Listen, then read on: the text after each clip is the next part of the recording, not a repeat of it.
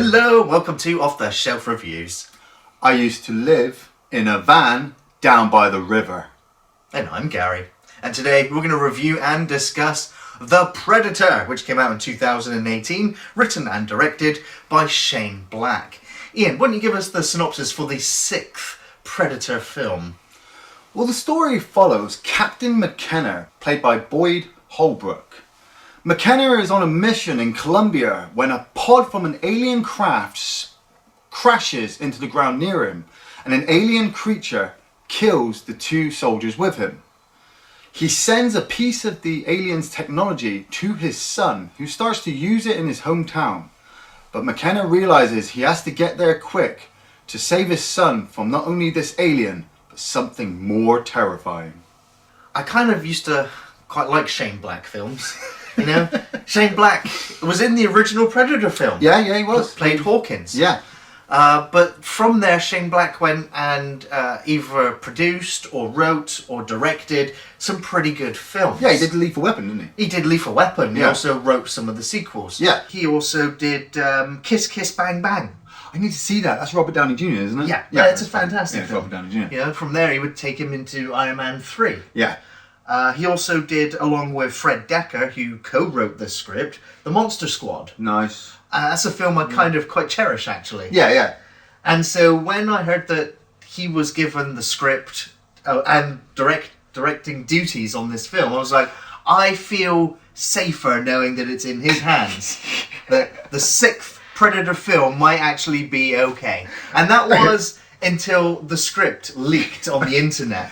Yeah, I'm sorry. Right, I just got to stop you now because I realise how this review's going to go. Right, so you were looking forward to The Predator, weren't you? Yeah, that was stupid. You wasn't were fucking looking forward to The Predator. After everything we went through in AVP, AVP2, Predators, Covenant, Prometheus. How could it get any worse? It could, mate. That's why I was totally like, fuck that shit. You go back and listen to some of the podcasts. I didn't read the script online. You know, I saw a picture of all these Marines together and a kid. And I was like, fucked. No, you can't have that. We'd already said it through Aliens, didn't we? Yeah. You know, we said it in Aliens that Ripley and Hicks and the Marines all go into this place, and as soon as they find the kid, anybody who's near the kid is going to be alive. Everybody else is going to die, and that's what we get at the end. We get the family sequence. So as soon as I see this squad together, I'm like, okay, first off, so it's an urban setting. There's a kid involved. His dad's probably going to be part of the group. And their mum's going to get involved at some point, and they're going to get together and be back in love. Whoa, how the fuck could you drop the ball like that? This guy was actually looking forward to it. And if I remember, did you actually go and watch it in the cinema? Yeah. Wow. I had to see. You know? No, you didn't, dude. You could have saved yourself. You had to sit there comfortably on watch it in a big screen. I was like, I'm going to give this film a chance. Yeah. I'm going to give it a chance. Yeah. And walked out of there dumber than when I went in. Like, this film actually will make you dumb. That's the most ridiculous thing I've ever heard. It's a space alien. You know who Whoopi Goldberg is? It's like an alien Whoopi Goldberg. Oh, shit. Well, luckily I'm already there because I waited. You know, the film starts with the Predator, you know, being shot out of the sky after it has teleportation technology. So it breaks warp. So it has warp travel. Doesn't have warp travel. It has warp travel. No. It breaks a field in space and travels through warp. I can go all That's not warp travel. I can go all Imperium 40k style on you. How a Geller field works, where a ship breaks through the fabric of reality, passes through the warp, and appears in another space at another time. I'm just saying, 5 seconds into this film, and it's changing the Predator mythology immediately. Okay. The first 5 seconds of this film reminds me of the first Predator. It's in space and it's slow, but to break it away from just being a remake of the first movie, it becomes all action packed. We've got two Predator ships attacking each other. One's flying away. It breaks through warp and immediately crashes on the Earth. And yeah, all right, okay. You got to look at some of the technology now, the special effects. Now, compare these special effects compared to a lot of the Predator movies are quite nice. But then it made me think about all the openings for the Predator movies. Yeah. Like the first one, you just got the little ship and the pod fire. You know, and the second one, you got that big thermal vision shot to the face, haven't you? Yeah. Predators. I'm not counting AVP 1 and 2. I'm just not. I'm not going. I'm just not going there. Okay. Predators. You know, fucking Adrian Brody is just immediately falling out the sky. There's not even any music. And for this one, it started like, I'm like, oh, it's a kind of remake, but it's more updated. And oh, it's crashing. So the action is like immediate. Yeah, kind of a bit like Requiem, but I'm not going there. Remember. And we get introduced to one military guy who's overlooking the cartel, and you know, he takes a single shot because he realizes that there's a giant thing about to crash on top of him. Well, hold on, let's talk about it. I mean, that bit as well was a bit like, it started hinting towards Shane Black because you just had jungle. Yeah. And it was, you could hear the music. I could kind of, I don't know if it was in my head or not, faintly hear the tribal drums from the first movie. Yeah, yeah. And then seeing McKenna like there, like camoed up with his sniper rifle, I'm like, okay, this guy's a bit of a badass. This is our Dutch. Yeah, unfortunately. I mean, Boyd Holbrook, I want to say I recognise him, but unfortunately I actually didn't recognise many of the actors from this film. No. And I meant to obviously wiki them, but I didn't. I was watching the film, I was distracted. But yeah, he's the Dutch. And that's the thing. You are totally prepared for what? Arnold Schwarzenegger going to come back at 50 and replay the Predator? No. Who were you wanting as your main hero for this? If you didn't get Boyd Holbrook. Thomas Jane. We'll get to Thomas Jane. Thomas Jane saves this fucking movie. He can't. Fuck no, he doesn't. He tanks it. He's a fucking dead weight. He's so misused and miscast. Carry on. I'm going to let you carry on. Don't you diss Thomas Jane in front of me. So this film goes, hey, you remember Predator? Let's condense that entire movie into 3 minutes. Let's have a squad of US Marines. Let's kill off the 2 of them. Let's string them up immediately. Gory. It was absolutely gory. A hell of a lot more gory it's than just the first movie on fast forward, and so before you know it, we need to get into the main pinnacle. Macho Man wannabe Dutch has defeated the Predator. And defeated. He put a piece of technology on his arm that he doesn't know is working and just happened to fire it. I'm actually sat there thinking, whoa, what the fuck was that? And going back to the whole Predator lore thing, what do you know about Predator lore? How did Predator ships work? I don't know how they move at hyper light speed actually. From the comic books, they move really fucking fast. So warp travel is something that I don't. Teleportation. Space teleportation is what they're doing It's now. breaking the fabric of reality. It can pass through warp travel, just like in 40K. I can live with that. And then getting on the planet, he starts hunting seconds after landing. Well, after dropping something off earlier. He's looking for something.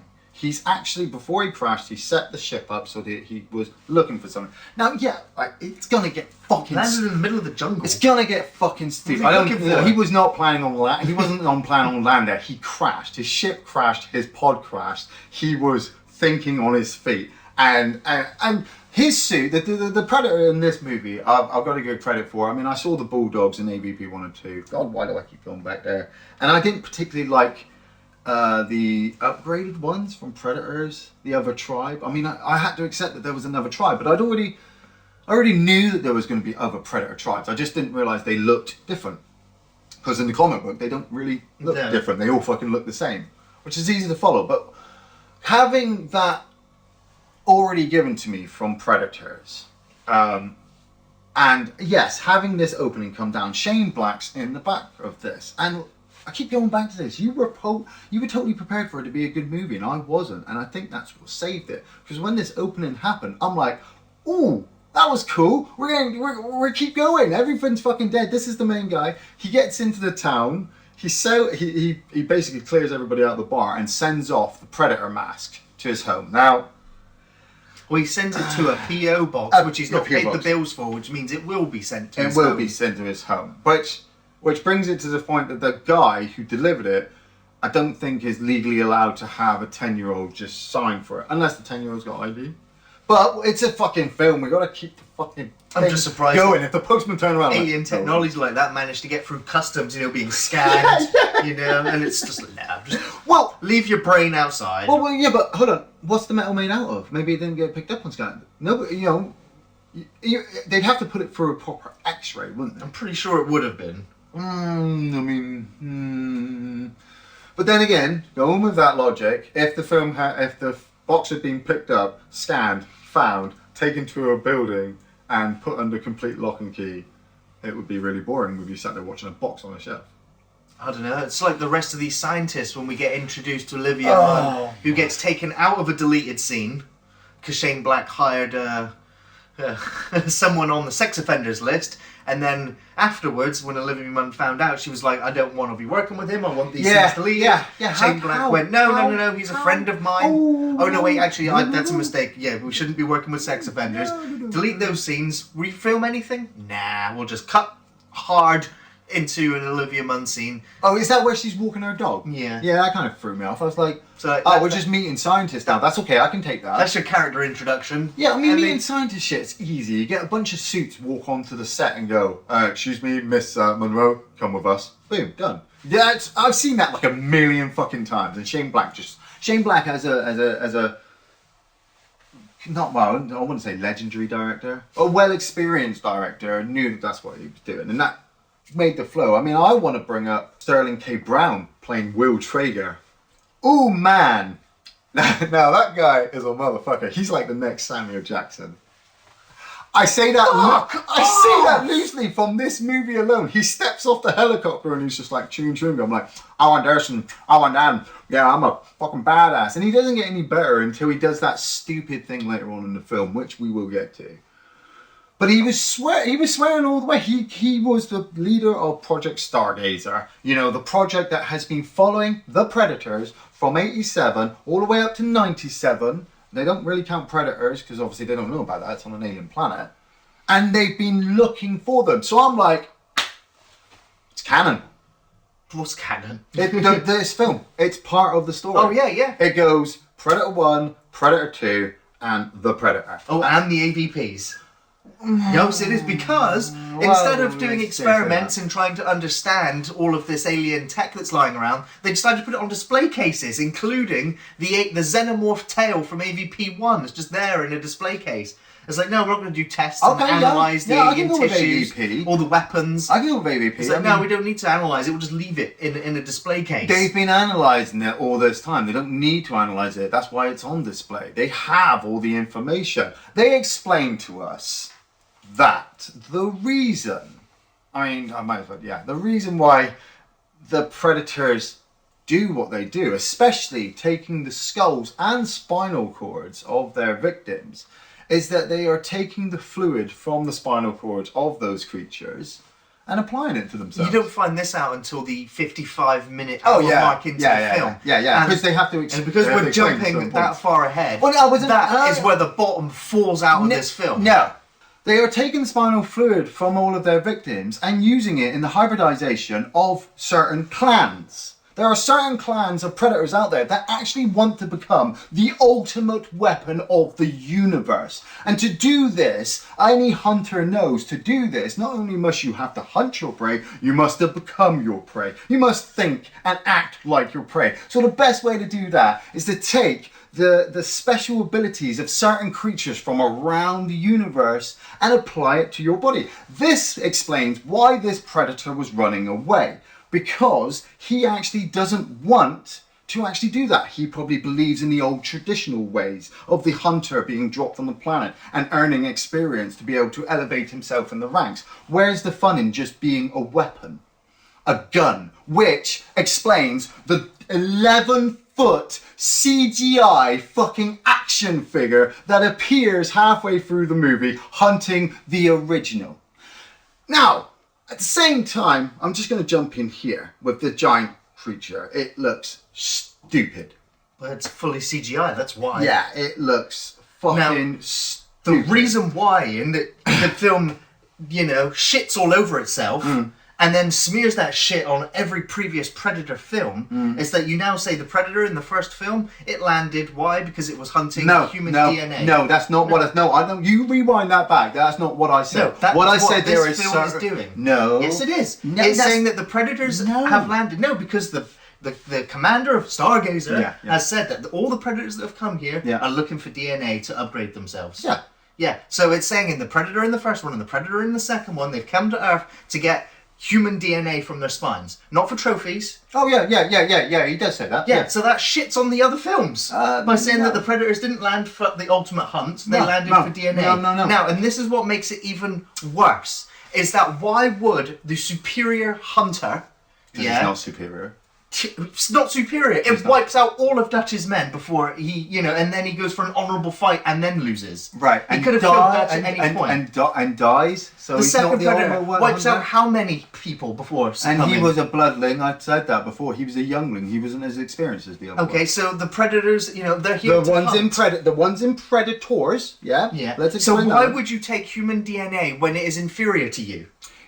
How do you upgrade on defeating something you have mastered hunting? Right, this movie Yes. explains to us that there are these big motherfucking 11-foot ones. Yeah. And then there's this original one that we know and recognise from the 87 movie.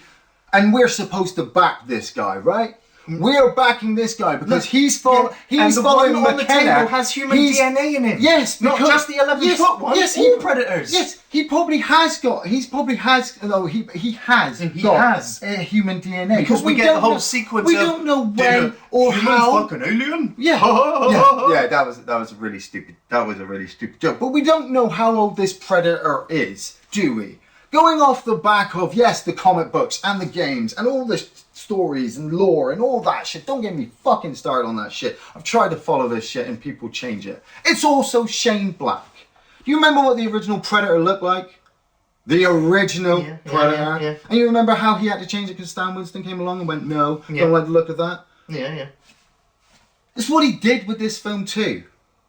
He did it with this film. He had an idea, but he didn't actually check it with anybody before he did it. He went, I wanna put on this big 11-foot one. I need to explain this giant motherfucking thing here because, well, it's part of the story. It's gonna kill off this It doesn't one. explain it.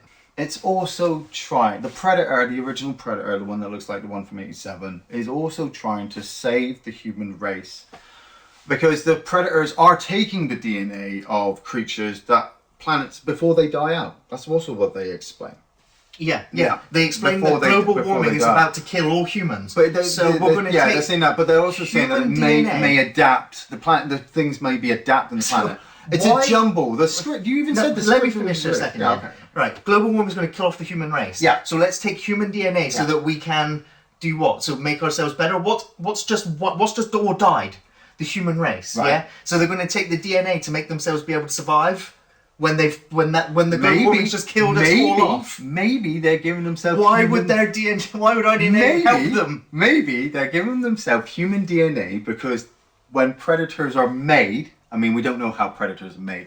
Maybe when predators are made, they are made without sexual body parts. And maybe the human race is the only creature. Maybe the human race is the only creature in the whole universe that actually reproduces like we do. So you take the human DNA from the spinal cords of some of the toughest fighters on the planet, right? And then you inject yourself with it so you could grow a penis or a vagina. And then you can have sex and make lots of baby predators to run around.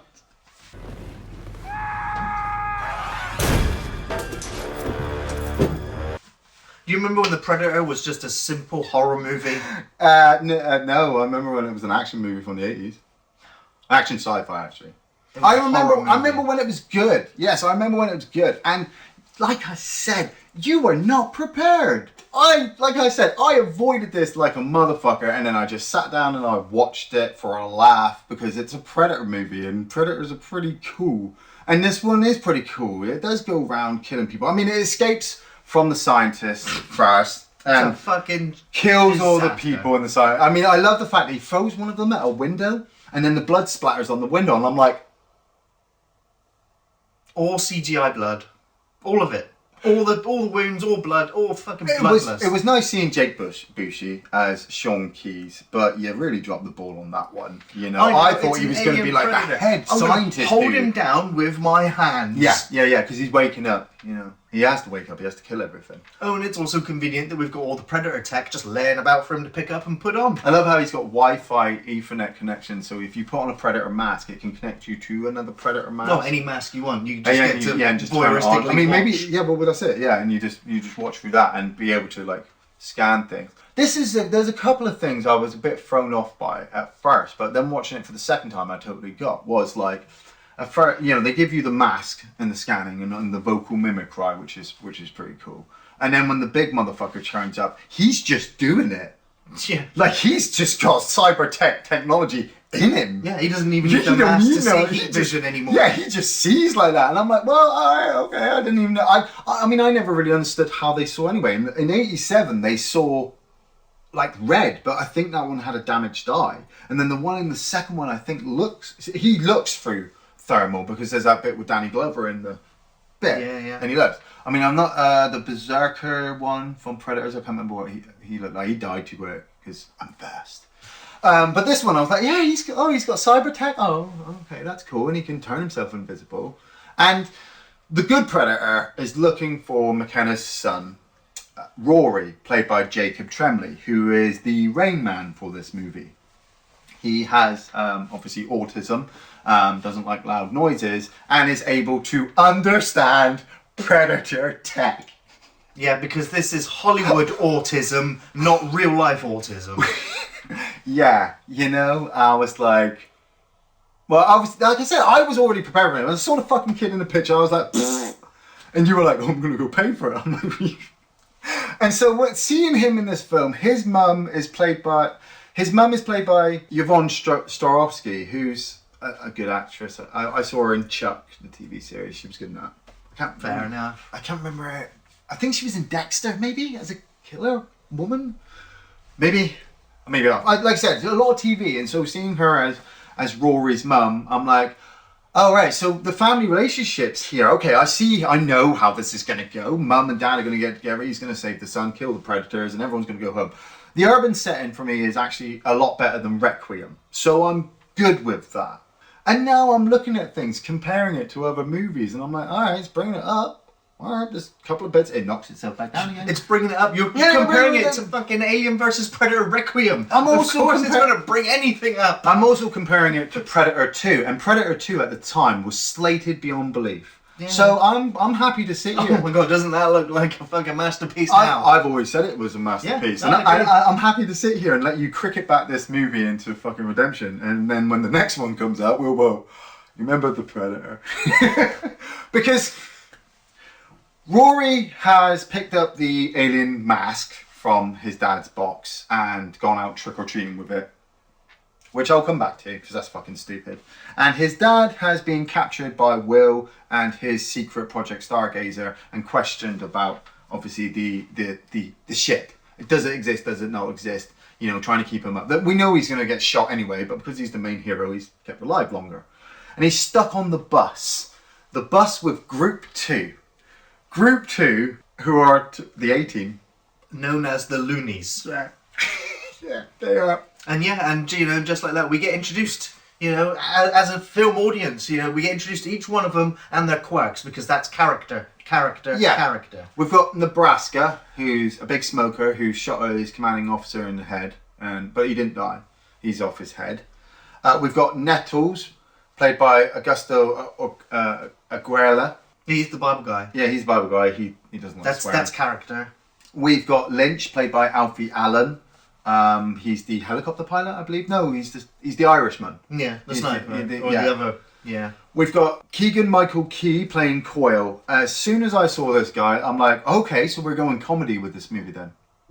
If you hadn't guessed already, if I hadn't got to this point, like, you're supposed to just laugh and have fun with this movie. When I saw this guy, who I don't know him a lot, obviously the stuff he does, but I've seen that he's done a lot of comedy stuff. Like he did the sign language for Obama when Obama was in office, and that was funny as fuck. And he did a short with, what's that Peel guy who's just done Twilight Zone and does those horror movies? Yeah. Stuff. They did a comedy short where zombies only ate white people, which was pretty damn funny. So as soon as I saw him in this movie, I'm like, this is fucking Benny Hill gone wild. I'm already kind of enjoying it, so I'll just go with it. Hey, Baxley, if your mom's vagina were a video game, it'd be rated E for everyone. We then get to Baxley, played by Thomas Jane. Now, going back to what you were saying about him being the bomb in this film, fuck you. Because as I settled into the fact that this was a comedy, his Tourette's was funny as fuck. Thomas Jane... His Tourette's is fucking insulting. No, it's not. To anyone who suffers Tourette's. Oh, fuck off. Yeah. I mean, why do you think people make war? Why, Baxley? Why do we make more? Baxley. Because fuck cock. Because we fuck cock. Fuck cocks. That's it. Because we fuck cocks. That's why. That's hilarious. That That's is hilarious so funny. in this film, because otherwise I'm just going to fucking turn it off. Fuck my face with an aardvark. Why?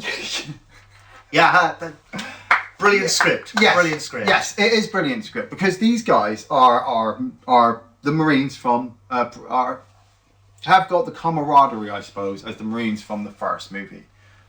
Or the second movie. There was no camaraderie from those guys in Predators. You know, they were just fucking bunch of strangers thrown together. I remember Danny Boy and Hartigan being on the streets for 15 years. You know, I remember Dutch and Dylan being fucking sons of bitches.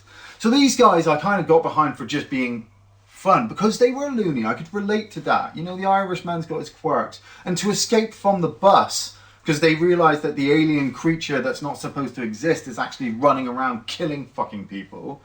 They work together as a unit. Like that. And I'm like... Yeah, just like that. Because they're soldiers. They're playing soldiers. And so they get behind each other to get the film going. You having fun? Good. Brackett herself has realised that she has to capture the Predator. You know... Because now she's gone from a teacher scientist lady to action heroine. Because this film demands chase the fucking alien, because it's just killed like 20, 30. It's killed an installation full of soldiers, and so she goes, well, in that case, I can do it because plot armor. And then, if you're going to say plot armor, right? I mean, alien plot armor. Ripley. It was earned. This character just goes, because everybody else chase it and run it, jump onto a moving truck and try and shoot the alien. Yeah, keep the pace going, and she's got to keep up with these guys, because if she doesn't, she's not in the rest of the movie. Shoots herself in the foot with a tranquilizer dart while trying to capture the Predator, and ends up getting picked up by McKenna and his mates on their bikes. Oh wait, get to the choppers. Fuck you, movie. Let's go. Hey, come on. Get. Sorry. Move. Damn. Get to the choppers. So, you ready for some more comedy? Yeah. Because now we get all the characters in a hotel room, and they're wondering how to behave around the woman. Let's not rape her, because she's sleeping. I'm like, that's a... okay. Because it's just awkward, you know. He even says outside to Nebraska, like, should we be worried about these guys being locked in there? And I'm like, no, Thomas Jane's a good guy. I mean, he shot his son and missed, but, you know, he's kind of getting over that, I suppose. So now they're all wondering what to do. Should she wake up? When she wakes up, I'm going to make a tinfoil unicorn for her. You like that? No, I that didn't Blade like Runner that. reference. I like that Blade Runner reference. I'm like, oh, yeah, that's cool. Well, they rearrange it around, and they just want to work with her. They don't even want to even be there. They're technically they're escaped convicts, you know. But and so she wakes up and then grabs a shotgun and then almost kills military man. Yeah, but they made bets that wasn't going to happen. Yeah. There's such great and dialogue. When McKenna and Brackett are talking, the guys are just, comedy in the background. And like I said, I was prepared for that. You got a fucking comedian stood right there in the middle of this action movie. But them talking to each other helped me, not everybody, helped me get past the whole, they've been coming for the last since 87, maybe for longer. They've been hunting humans. We need to find this one. He's looking for something. Oh, I sent that to my son, who's now out trick-or-treating. Rory has sellotaped the fucking Predator mask to the back of his head and put the arm thing on as well. And he's taken the bit out, hasn't he? It's come out. Yeah. And he's managed to hack it. And while he's been hacking it, he's been fucking with the other Predator ship as he's been coming down. And that Predator's now turned up with his dogs looking for Rory. Rory kills a guy. Yeah. Like, flat out, he gets bullied out by these two kids, and his mask gets attacked and fucking protects itself by pulling a plasma caster out the side and shooting the guy behind him and blowing up a house. Here's a treat, you little shit.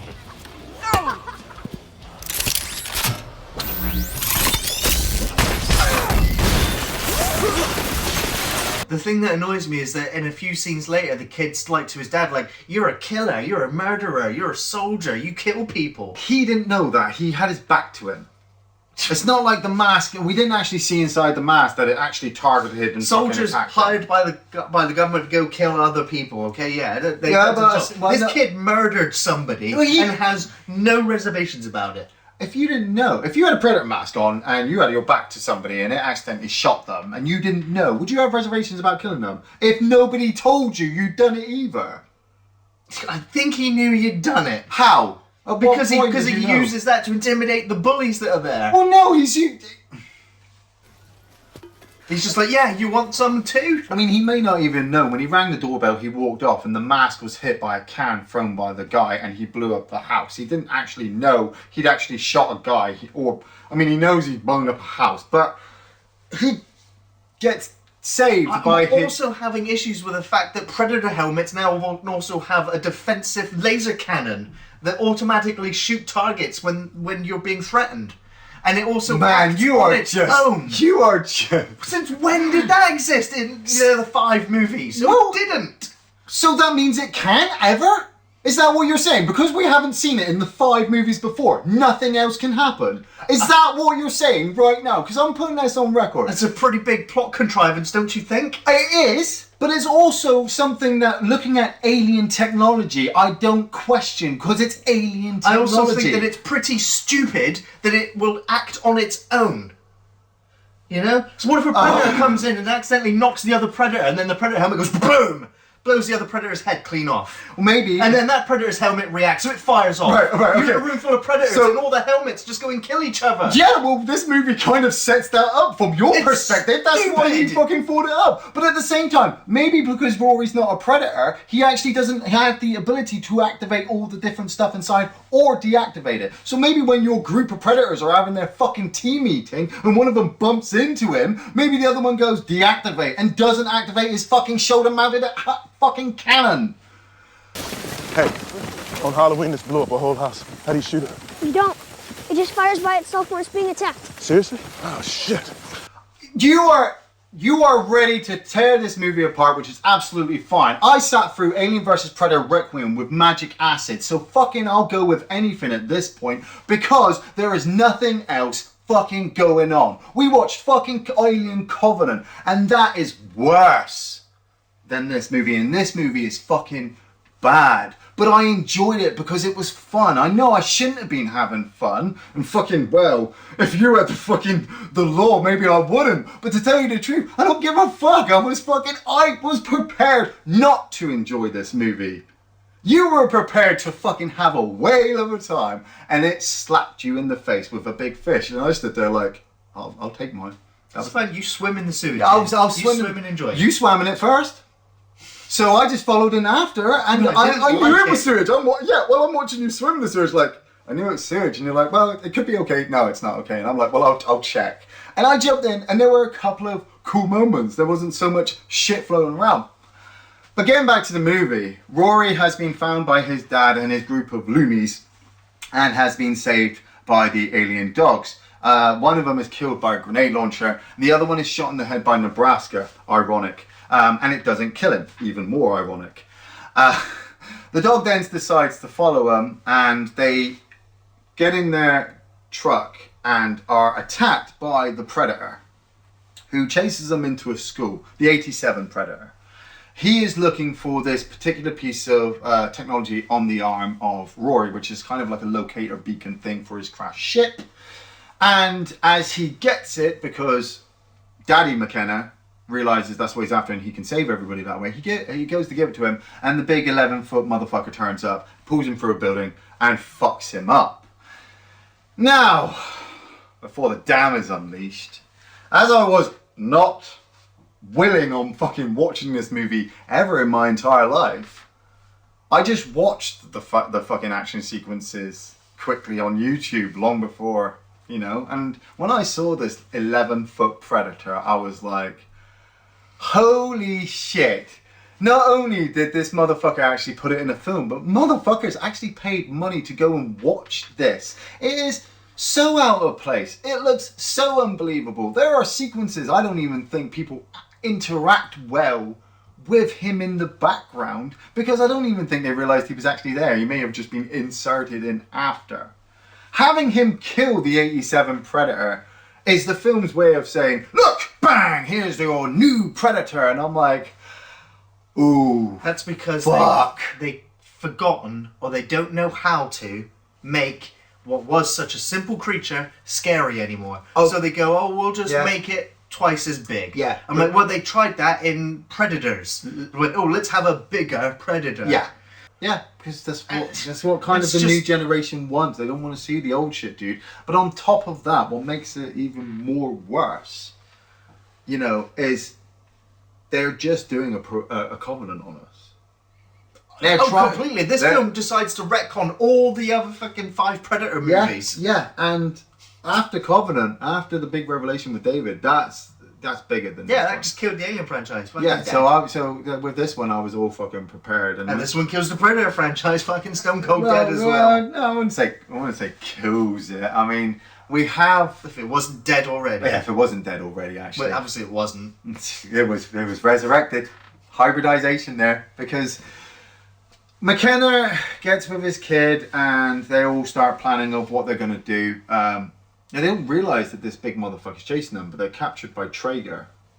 And Traeger wants the location of the 87 Predator's ship, but will even settle for the location of the newer Predator ship. He just wants it all. And so he actually is able to capture Rory and leaves McKenna to get, beaten up by some soldiers, which is stupid. I didn't even see the part where Nebraska is captured. I mean, he sends off everybody else to find a helicopter because McKenna knows that he's just going to get away and rescue his son because, well, he's the badass. But while all this is happening, the 11-foot Predator decides to make a house call to Mummy McKenna's house, which is the most stupidest fucking sequence ever, because I didn't understand that they were trying to establish that this family was separated and that they were trying to get the dad back together with the family. Or if the family was still together, dad is just estranged from them because he's just a soldier who likes killing. It was a mismatch of stuff. She owns the house and has the kid, but he still has his mails in there and probably still pays alimony. I mean, they don't explain that. But when McKenna turns up at the house, you know, it's kind of like, I need to find Rory. And she's like, oh, well, you know, you're a badass, go get them. And he's like, oh, okay, yeah. But there's no love there. But then in a weird way, there was nothing there between kind of him and Brackett either. So I'm like, so you're not going with any love interest in this movie? That's different. You know, the pace of this film and the editing is enough to give you whiplash anyway, because if you try thinking about what's happening for 2 seconds, it's too late, because 2 entire scenes will have passed you by and you'll be like, what's going on? How come they're there all of a sudden? You know, 1 minute they're in the house, next minute one's in a camper van, the others are in a car, and then somebody else is in a car, and I'm like, where'd you get these cars from? Well, they Where'd stole you get them. that camper van from? They stole You them. don't see it, they're just in the cars and driving. Yeah, they're just all of a sudden. And it's just like, you don't even see what. How did they get there? Why are they there? Oh, wait, because it's film logic. They're all in the logic. house. And, you know, and he's like, I'm going to go look for my son. Yeah. And the rest of them are like, well, we're going to stay here and watch TV. That was funny. And then the wife, she's like, tell me about your husband. You know, he's like, oh, well, she gives a Nebraska speech and goes, well, my husband's a soldier, and so he's a soldier. He's a really good soldier. Yeah. So the other guy's like, well, in that case, because he's a soldier, and I already knew he was a soldier, I'm going to go help him. Well, Nebraska does, and the other guys are reluctant. They don't want to get involved, but they all start getting pulled. Oh, well. Then they're like, in that case, we've got to go help him. No, Nettles gets called a pussy, and he has his little interaction saying, like, I don't like being called a pussy. And then Coyle goes, and he goes back for Baxley, and you realise that him and Baxley actually have a bit of a friendship thing going on there. And the last guy, he just goes because everybody else is going. And it is a big whole military, you know, you're soldiers, but you're acting like a big bunch of pussies. And I'm behind that, because I don't want them sitting around. Yeah, I do kind of want to sit around and it's watch. got nothing to do with them. Yeah, let's go kill it, because when else are you going to not... If you had the chance to kill a space alien, would you go nah? Yeah, fucking nah. I ain't going up against that thing not which has gonna just happen, wiped no. out Not all gonna- these people. All right, wait. Military trained people. Change the rules. You're a black operative specialist with No, abilities I of ain't all the going weapons. hunting a goddamn predator. Fucking dead. No, I'll be dead. no Dick McGee over here just wants to sit in Oh, his because you called me a bucket. pussy. Oh no, now I must go. No, you must go. Because that's got to keep the pace of the movie going. All right, when all this is over, let's just fuck me in the face with an aardvark. Right. I just want to be famous. Ostensibly, Well, and, coincidentally, that test screenings, they walked out saying this is awful, terrible. Yeah. Probably. Which forced the studio to go and back and- refilm the entire third act. And that is thrown. And this all is over. why I also call Shane Black a lying wanker. Because he's like, oh yeah, we had to go and refilm it all because it was too dark. They called the film The Night Shoot because it was so dark. I'm like, all of the stuff that was apparently in the third act was shot in the daytime and is now replaced with nighttime stuff. Yeah, we had that in Requiem. So what that the was fuck is he talking that was about? terrible. Well, he had a whole tank sequence and shit going on, didn't he? Yeah, loads of good guy predators Loads coming of down. good guy predators, and I'm like, I was already having fun at this point, so I was like, fucking go with it. The sniper, the Irish sniper, he's killed off, and the big ass predator comes down after Traeger has been captured by McKenna, who's rescued Rory at this point. And there's a big whole standoff. Traeger's just like, shoot Rory in the knees and fucking just take him. And McKenna's just like, I don't know really what to do. My men are all over here. It's going to turn into a massive firefight. My son's here. There's a fucking 11-foot predator just turned up who's just firing this scorpion spear thing all over the place and fucking shit up left and right. People are getting decapitated. Really bad. And yeah, I didn't like this final act. It's the entirety of the first Predator film condensed into 5 minutes, where the Predator would usually hunt its prey and take them out one at a time. Yeah. This 11-foot CGI monster just goes, you know what, I'm just going to stand in the middle of everybody and just fire my shoulder cannon at that, spear gun at that, blade weapon at that. People are exploding and disintegrating. The main villain of the film. Yeah, just, do it. He just looks to his left and then his own shoulder cannon blows his head off. And I'm like, the fuck? I had to watch that twice because I had to work out how he died. And when I saw it pivot, I'm like, oh my... He had a scene earlier where he was talking to the kid and he was like, so how does this alien technology work? And the kid's like, oh, well, it just retaliates and fires on its own. And he's like, oh, okay then. And I'm pretty sure I saw him doing something with his chest. He was hitting, I swear he was hitting a button at one point.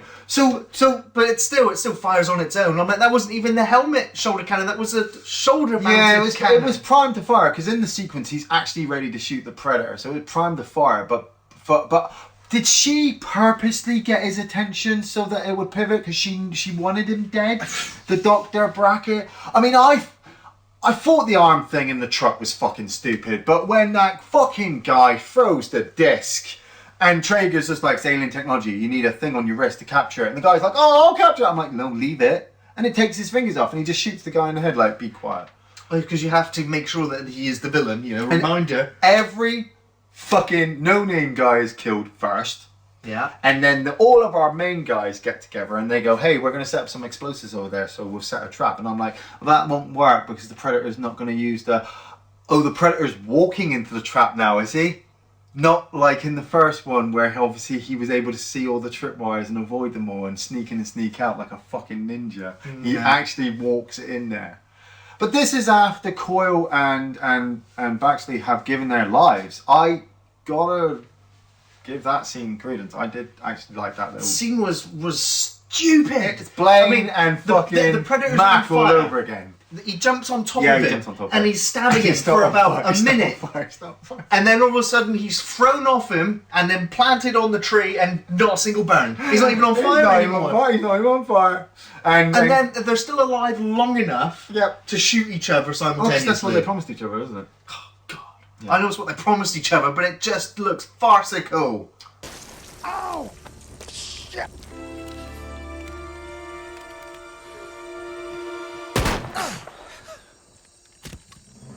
The Predator wipes out the rest of the team and grabs Rory, takes him on top of the spaceship, and Rory, from across the room and with the back of the console facing him, is able to tell his dad that the Predator has activated the shield. Good work there, Rory. And laser shield comes up, and you've got Nebraska, McKenna, and Nettles all stood on top of it. And Nebraska jumps on top of it, McKenna jumps on underneath it, and as there were no other directions to go for Nettles, Nettles just stands there shooting it and gets his legs cut off. And dramatic plot twist, jazz hands. Rory is going to be hybridized by the predators because some say autism is the next step in the evolutionary chain. Plus, he's able to understand alien technology, so it's a bit of a prize there somehow. And yeah, Daddy McKenna has to jump on board and has to watch Nettles die, and then watches Nebraska give his life to blow up the engine so that the ship will crash back down again. McKenna's able to get on board and rescue Rory, and it's down to him, Brackett, and the alien dog to fight the predator. And so they just basically beat the shit out of him. I mean, they fire his joints, they cut off his arm with the shield, don't they? Yeah. And after Rory activates it, and they stick the device or a bomb on the end of the spear and fire it into the predator, who's being attacked by the dog, who's obviously suffering brain damage and doesn't realise that he's attacking his own thing. I mean, were the dogs actually different predators? Because they kind of looked like... They kind of did, didn't they? Yeah, it looked like they turned predators into dogs. They look like they turned predators into dogs. I mean, they look... I got nothing. I got shit, but I don't really want to go into that now. And they kill him. They blow him up, and as a nod, or merely more like a fuck you to the first one, he says to him, "What the hell are you?" And the predator goes to explain the whole plot, and he goes, "You talk too much," and shoots him in the face. What are you? Shut the fuck up. It gets worse. You couldn't actually believe that this movie could get any worse. I was really surprised, but luckily I wikied this shit before I spent money on it. It does the Alien vs Predator Requiem style ending. Oh my god, it was bad. Because McKenna is now like a super general for Project Stargazer. He seems to be back with his wife because he happens to just mention her in a one-liner that, even though we haven't seen her for the last 45 minutes of the movie, that he'll tell her when he next sees her, because his son, who's only, 10, is working for Project Stargazer. Of course he is. Of course he is. He's got his own member badge and his own desk, and he probably has his own parking spot, and he's probably screwing their secretary as well. And they have a pod, and they decipher it, and I know... It was the pod that the Predator dropped earlier in the film. Yeah, I know from obviously wikiing it and looking into notes and stuff that they changed this ending multiple times. There were supposed to be different endings. The original ending was to have Dutch. Yep. Then their second ending was to have Ripley. Yep. From the Aliens franchise. Yep. And then after that they decided they were going to have Newt, and they even filmed the ending with Newt getting out of a chamber, and it was just like, complete with a face hugger breathing mask, and you're just like... It just goes to show you the flaws in the logic of the thinking of the filmmakers. They needed to pad this out. Because not only does having Newt there make no sense, it would also mean that she's had to travel back in time to be there. Yeah. I mean, it would have been easier just to have an alien egg come out and leave it. Yeah. Just leave the camera focused on the egg, like, what the fuck is that? And I don't know, lead into AVP3 or something. But no, it's even better than that. The pod messages the son, tells him that it's alive, and that it is the Predator Killer magic suit of death. I added a paraphrase there. It's the Predator suit, basically. It's the Predator Killer. Yeah, Predator Killer. And this scientist gets this thing attached to him, and it activates, and he comes out with full-on body armor with shit tons of guns, and everything is targeting, and then transforms back, gets back into this wrist thing, and McKenna says, "Hey, we're getting a sequel." Fuck, no you're not. You really, really are not. No, you don't. Well, you might do, because I bought the DVD, so... It's not happening. Plus... You paid to see it in the cinema, dude. I know Disney have said, more Planet of the Apes films will carry on. Alien films, we're going to make more of them. They didn't say fuck all about Predator. They'll do Predator again. And they'll not for another 15 years. Yeah, maybe. The damage is done. It's sorely done. Sorely, dude, you say that. You knew. You fucking knew, and you paid into it. Yeah. I have to see it because I'm a fan of the franchise. No. I get that. I get you went. I'm a fan of the franchise, but I didn't want to see this movie. I saw the stills and I was like, no. I heard of the script leak and everybody realizing it was real, and I was like, no. I walked past the fucking film on the shelf in Sainsbury's and I went, no. Wicked it. I went, no. I was ready for it to be a piece of shit, and you bought into it, and that's the problem. You'll buy into it again. You know, they'll get Shane Black in and say, we're making a new Predator movie. No leaks, no pictures, and you'll buy into it, which is honourable. I'm honourable. I bought the fucking thing on DVD. But this one, wow. Favourite scenes, Ian? Oh, I got a couple. I love the Predator attacking at the beginning. It was nice to see an original Predator back on screen. And I liked the vocal mimicry and the plasma shot and the hanging of the guy up. And it was just, I knew it was going to get bad from there. You know, I was open for the opening. And I knew it was going to go downhill from there. But I liked the way it was kind of filmed. You know, it worked. Why do we make war?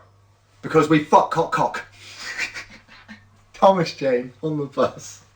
He's trying to be sensitive, and he tries to do it throughout the movie. He tries to be nice, like in the hotel where he's just sat there quietly and he goes, eat your pussy to Brackett. And so she gets fucking worried, and I'm like, I bet you that's going to come back on us in the future. He's going to be walking around quietly like looking for the Predator and then go fuck shit fuck and get his head blown off. It doesn't. No, the threat has no payoff. It's just like, that's character. It's just character. But it's Thomas Jane. Yeah, I know. It's like Mutant Chronicles. I mean, I fucking hate Mutant Chronicles, but Thomas Jane kind of makes that one work. And so that's why I said he kind of saved this movie. Because I don't know why they didn't just cast him as the main guy. Yeah! It would have made so much more sense. And still kept him with the Tourette's. Like he's a sniper. Like, fuck shit! Sorry, I'm having too much fun. No!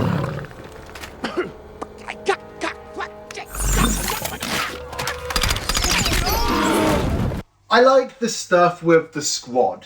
You know, it's like I said, there's a lot of callbacks in this one to the first movie, which makes me want to go back and watch the first movie, not many of the others. And so with the squad, when they're getting together and they're chatting and stuff, yeah, okay, it's pointless plot filler, but it's pointless plot filler that I'm kind of needing to keep this film on. If I don't, I'm turning it off and snapping the disc. And so the pointless plot filler worked for me. The guy playing Nebraska, you know, he was kind of heartfelt towards McKenna's, you know, point. The fact that McKenna is stuck. It wasn't McKenna's fault the alien predator pod fucking crashed into him. It was technically his fault for signing up for this movie. But he worked with what he got. You know, the pod crashed, his men died, he would have been shot in the face, he took the evidence, he's keeping himself alive. Having that whole speech from the wife, you know, about what kind of soldier he was, I knew it was coming. But it was enough to make me go, right, the boys can't fucking say anything because he's a better soldier than all of them put together. And so they kind of need to prove themselves, not only to him, but to themselves as well. Which brings me to Coyle and Baxley's sacrifice. Like, he was the comedian.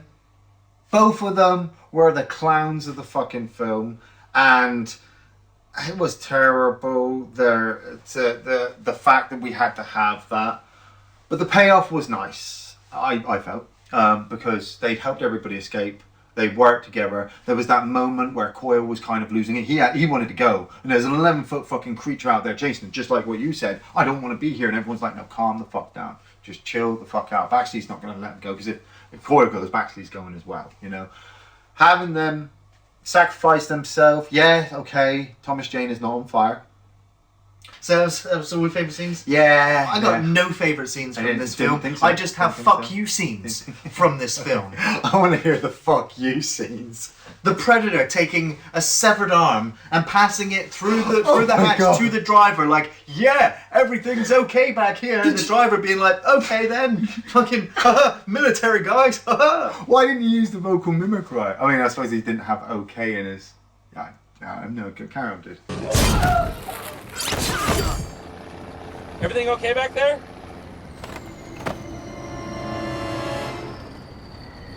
fucking guys. The second fuck you scene is the explanation that the predators land on here to collect human DNA, not trophies that we've seen them displaying in the previous movies. They're here for our DNA so that they can survive on a planet which will wipe out the human race after global warming. That's a big fuck you. It's just plot logic. Just take out brain, drop it off.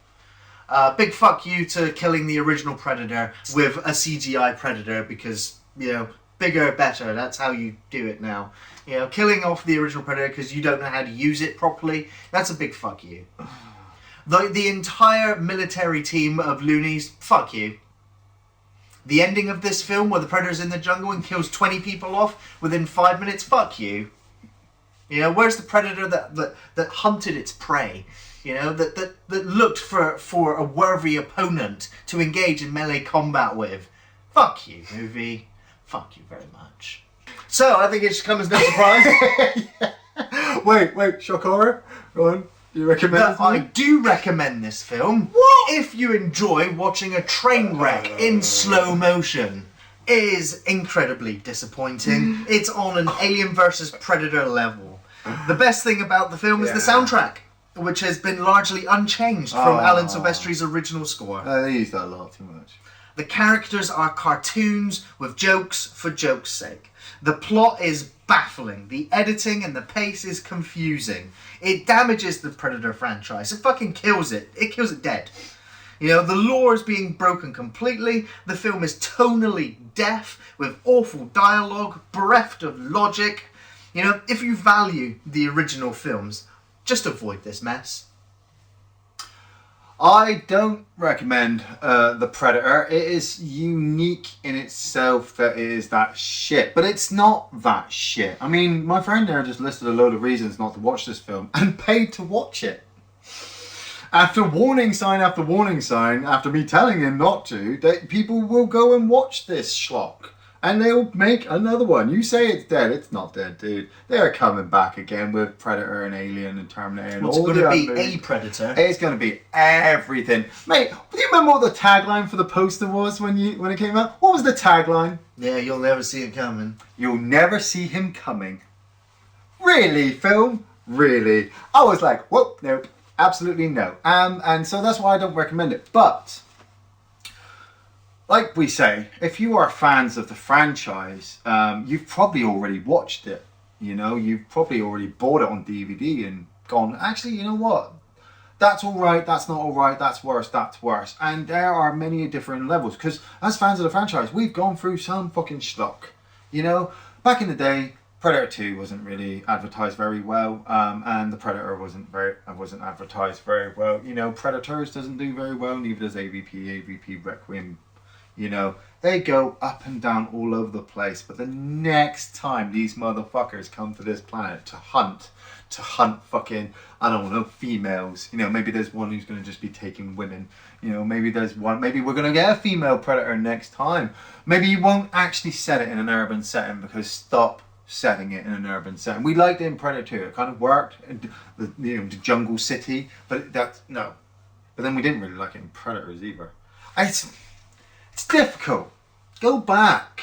Look at the lore that you came from. Instead of trying to make it bigger, better, and badder in the future, maybe go back, make it more nostalgic, maybe make it more historical. Yes, you're aiming for a bigger audience, and you probably hit it with this one, because there are some dumbass motherfuckers out there who go out and push this film. You calling me a dumbass motherfucker for watching a Predator film? I'm calling myself a dumbass motherfucker because I watched it twice and put it on DVD. I'm saying we're all dumbass motherfuckers. And yeah, can't wait for the next one. Thanks for watching Off the Shelf Reviews.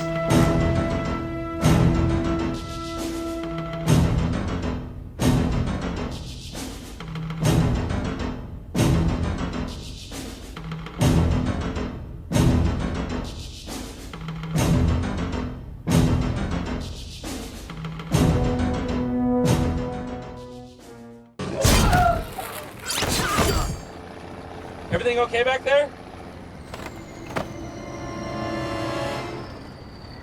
You fucking guys.